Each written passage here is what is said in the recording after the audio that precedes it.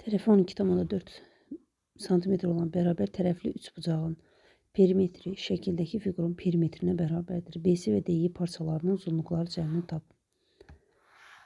Demək, tərəfi 12,4 olan biraz bir bərabər tərəfli üçbucağımızı çəksək və burada tərəfi 12,4-dürsə, deməli hər tərəfi 12,4-dür.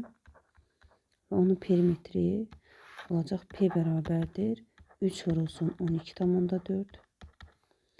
Deməli, bu da onlar 2, bir də yadda, bunlar 7 və 3. 37,2. Baxaq indi fiqurun tərəflərinə. Bu fiqurun perimetri deməli olmalıdır 37,2 qədər. BC-yə bir x desək, DY-yə də y desək, deməli bu hissə olacaq x plus y qədər.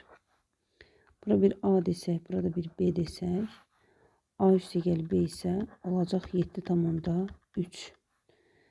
Deməli, A ilə B-nin cəmi 7,3-dürsə, bu tərəfdə 7,3 olduğu üçün 2 dənə 7,3 perimetr bərabərdir. 2 vurulsun 7,3, üstə gəlinsin 2 vurulsun x plus y. Çünki bu hissədə x plus y-dirsə, uzunluqda ümumilikdə 2 dəfə təkrarlanır. Bərabərdir. 6, 14,6 bunu vurduqda üstə gəlinsin 2 vurulsun x plus y. Bərabərdir 37,2-yə. 37,2-dən 14,6-nı çıxaq. 6, 6-dan 4-ünü çıxaq. 2, 2, 22,6. 22,6-nı 2-yə bölək. 11,3. Deməli, x ilə y-in cəmi olacaq 11,3.